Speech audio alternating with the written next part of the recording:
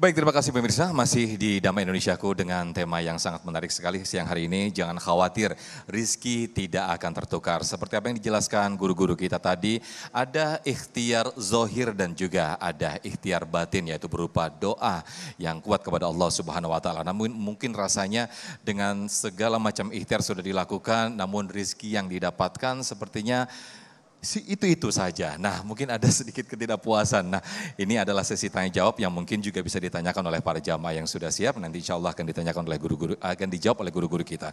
Yang pertama kami persilakan Bapak Riki, yang insya Allah nanti akan dijawab oleh Ustadz Fikri Haikal. Silakan Bapak Riki boleh berdiri. Assalamualaikum warahmatullahi wabarakatuh. Waalaikumsalam warahmatullahi wabarakatuh. Perkenalkan, nama saya Riki Kandaris, izin bertanya kepada Pak Ustadz seputar tema yang dibahas. Kalau begitu, apakah tidak sebaiknya kita berserah diri kepada takdir kita dan meninggalkan amal dan usaha kita? Sekian pertanyaannya. Wassalamualaikum warahmatullahi wabarakatuh. Waalaikumsalam, terima kasih atas pertanyaan Bapak Riki. Silakan Ustadz Fikri. Bapak Ibu, saudara-saudara, tadi di awal sudah ditekankan, walaupun Allah menjamin setiap rezeki hambanya, makhluknya, tapi manusia wajib untuk berusaha. Bukan berarti setelah dijamin itu males-malesan, diem begitu aja, ndelohom. Ndelohom apa ndelohom tuh? Enggak berbuat apa-apa. Ada satu riwayat. Satu hari Amirul Mukminin Umar bin Khattab radhiyallahu anhu masuk ke dalam masjid. Siang-siang beliau nih. Dilihat ada jamaah dari selesai sholat subuh sampai siang enggak keluar-keluar. Amirul Mukminin Umar bin Khattab sholat subuh berjamaah. Setelah itu beliau pulang melakukan tugasnya sebagai pemimpin negara.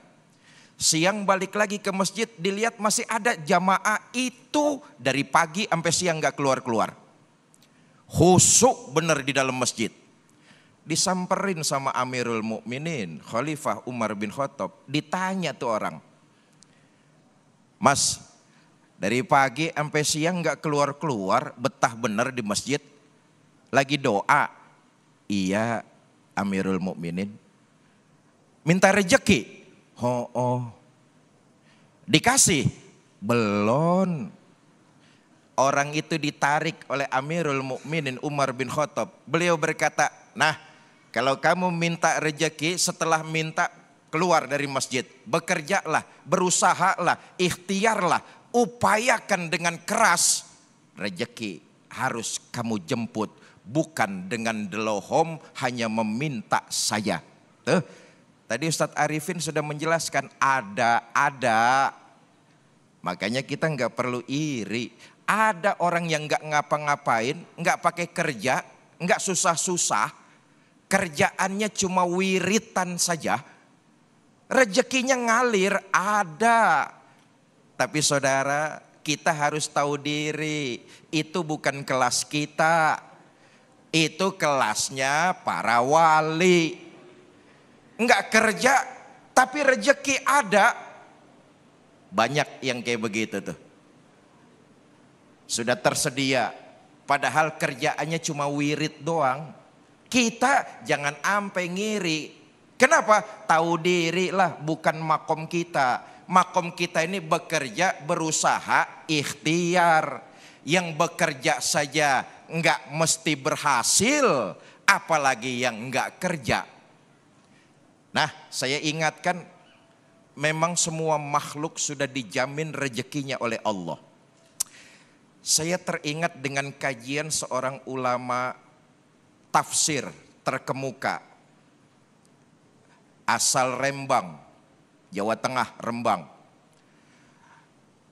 Kiai Haji Ahmad Bahaudin, yang kita kenal dengan Gus Baha. Mudah-mudahan Allah panjangkan umur beliau. Allah berikan keberkahan yang lebih kepada beliau. Gus Baha pernah ngomong begini, enggak usah khawatir soal rezeki, Allah tuh udah jamin. Saudara, Kata Gus Baha nih, binatang-binatang, makhluk-makhluk hidup prasejarah ribuan tahun lalu, ada dinosaurus dan sebagainya, itu mereka dijamin makannya oleh Allah, rezekinya oleh Allah. Itu makhluk prasejarah yang hidup jutaan tahun di bumi, nggak kehabisan stok makanan. Begini dah, kita baca terus. Hasrat makan hewan. Tadi Ustadz Arifin sudah nyinggung tuh. Saudara, paus biru di laut itu hasrat makannya sehari itu konon menurut penelitian 6 ton ikan. 6 ton daging ikan sehari paus biru tuh. Apa di laut kekurangan stok ikan, habis dimakanin sama paus biru? Enggak. Allah sudah jamin makhluk-makhluk yang Allah ciptakan di bumi ini. Kita nih manusia, nafsu makan kita cuma sepiring doang. Sepiring saja sehari semalam 3 piring. Kadang-kadang nafsu makannya sudah berhenti, tapi nafsu sama yang lainnya makin menjadi-jadi. Betul apa tidak? Pantas ya. Satu saat Nabi mengatakan begini. Waktu Nabi duduk di majelis bersama para sahabat, Nabi ngomong begini.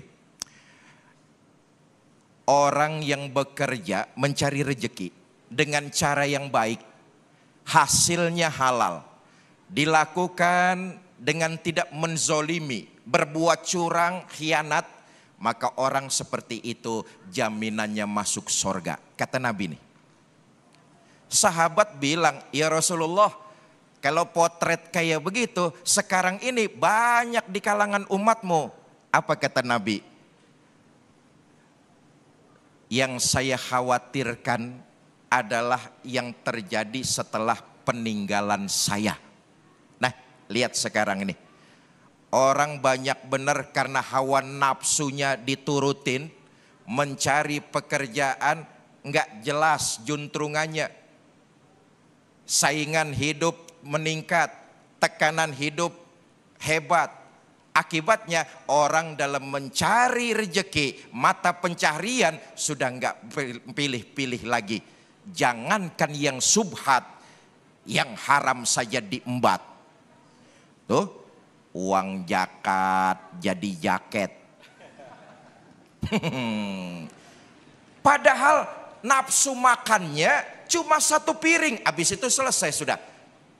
Tapi nafsu untuk memperturutkan kesenangan dunia melebihi nafsu makannya. Maka lihatlah dalam mencari rezeki sudah enggak tanggung-tanggung lagi, enggak kenal jalan baik, jalan buruk, yang penting rezeki dapat apapun disikat.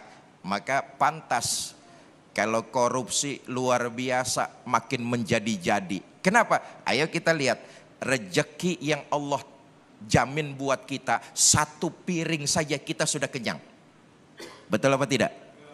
Kemarin waktu puasa tuh berkumandang azan maghrib dari Masjid Babul Jannah nih. 2 teguk air teh, 3 biji korma kita makan, hilang rasa lapar kita. Belum masuk 1 piring nasi. Betul apa tidak? Ternyata itu hawa nafsu memperturutkan kesenangan dunia. Dengan apa? Dengan cara mencari rezeki tetapi tidak memilih yang halal dan yang baik-baik. Wallahu a'lam bishawab. Baik, terima kasih Ustadz Fikri Haikal atas paparan yang sangat luar biasa sekali. Yang perlu kita garis bawahi, jangan iri dan tahu diri, begitu ya Ustadz Fikri ya.